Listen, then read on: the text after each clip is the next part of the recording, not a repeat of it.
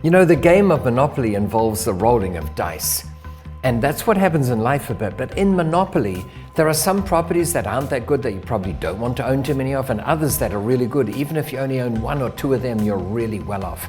Today, I'm going to show you exactly how you can beat the average in 4 distinct ways in the real life of real estate.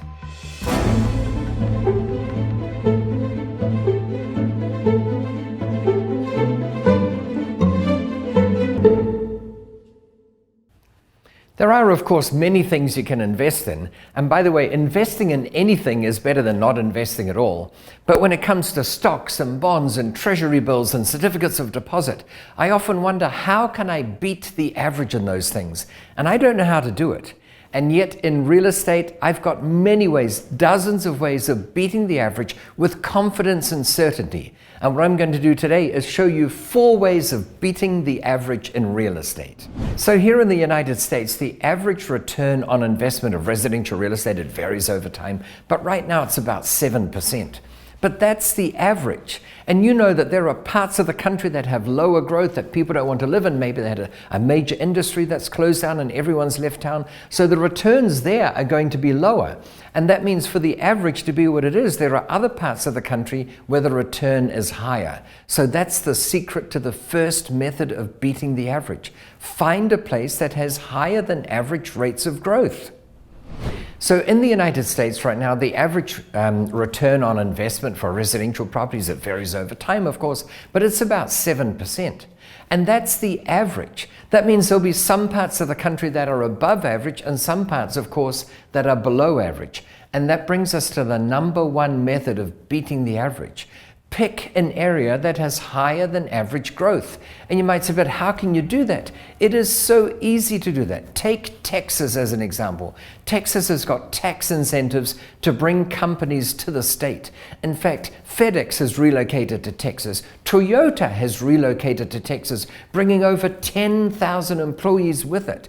And so if you just find the states that have higher than average growth, chances are you're going to have higher than average growth in real estate. And it's not just at a state level.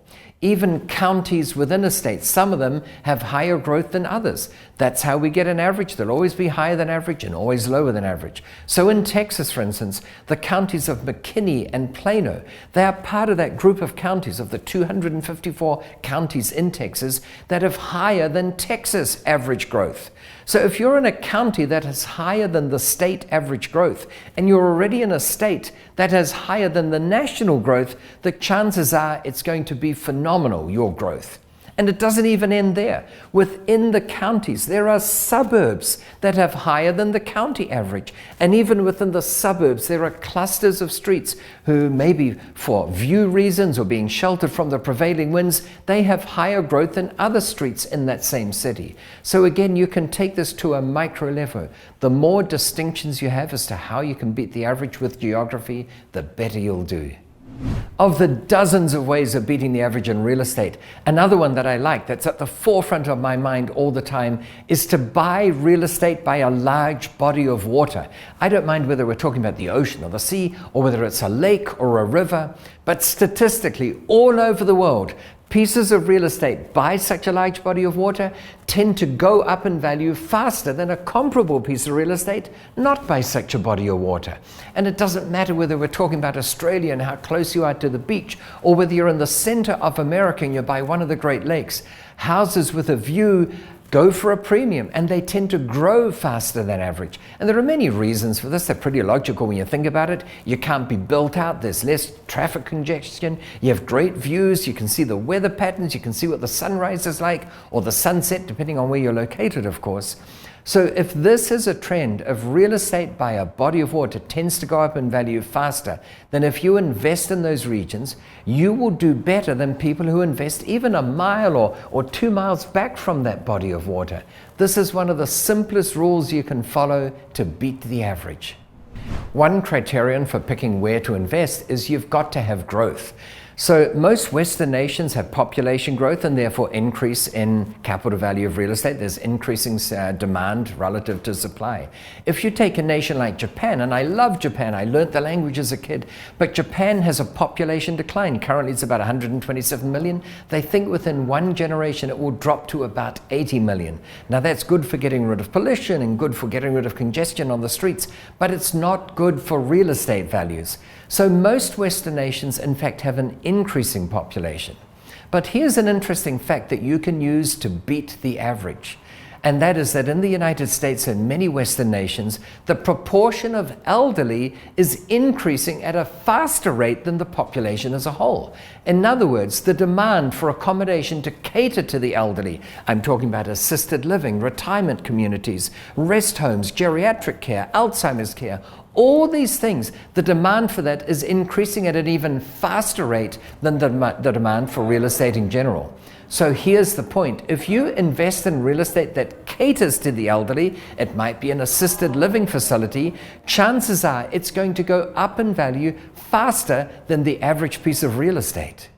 And here's the interesting thing. Not only is the proportion of elderly increasing at a faster rate than the population at large, but when you look at the distribution of national wealth amongst age groups, you'll see that the baby boomers have the vast majority of wealth in this nation. So they are increasing in numbers greater than average, and they have more money. In other words, if you cater to them, they've got the money to afford whatever you want to offer them. That is why assisted living facilities at that high level are so popular right now. I've made the bold claim that there are dozens of ways of beating the average in real estate. And so far we've looked at 3 of them. Buying in a place that's got higher than average population growth, catering to the elderly, and buying by a large body of water. And I stand by those. But what if we were to combine them? What if we bought a piece of real estate that was in a high growth area and catered to the elderly and was by a large body of water? What happens then is that these beneficial effects compound each other. And to give you a perfect example, many of you know of the suburb of La Jolla. It's one of the suburbs of San Diego. It's one of the top 12 suburbs in this country. Things are very expensive there. Price rises have been astronomical. It's a popular tourist destination, if you like. And many of you have been there, and you might have been to the seal colony. These are wild seals that come in and land on a little beach there, and they bathe in the sun. And there are signs saying, don't get too close, they're not pets, because people seem to think because they're just there, they can go right up to them. So they're in the wild. But when you leave the seal colony and climb back up to the road and cross the road, you arrive at a retirement complex. So I've already said that La Jolla is one of the top 12 suburbs in the country. It's obviously by the ocean because it's right by the seal colony, and it's a retirement home. It caters to the elderly. You can bet your bottom dollar that that retirement home will have way above average capital growth compared to the average in this country. You all know that if you find out some information about a company, an invention it's going to come out with or something it's done, and you buy those shares because you had that inside knowledge, that's called insider trading. And that's punishable, as many notable people have found out to their detriment. And yet, if you do the analogous thing in real estate, if, for instance, you were to go to a city council meeting and you found out that a particular street or a portion of a street was going to have its zoning changed from residential to commercial, and you acted on that by buying those houses in anticipation of them being able to be rented out as commercial premises, there's no such concept as insider trading on that. You are allowed to do that. In fact, when you go to those council meetings, you don't need to go in disguise. You can just say, hey, I'm here to find out where there might be a zone change. You don't even need to go yourself. You can send a staff member or someone that you pay money to get that information. Or you don't send anyone, you just read the council notes that they publish after a council meeting. There's no concept of insider trading. So the great thing how you can utilize this is to go to these meetings or talk with people, find out what's happening in your city, act on that information, and make a killing. You will beat the average every time doing that. We've just gone over 4 ways of beating the average in real estate, and there are many more. And another way of beating the average is to talk with other people to figure out what techniques they deploy to beat the average.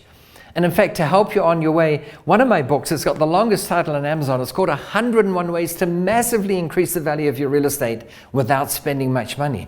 Here are 101 ways of beating the average.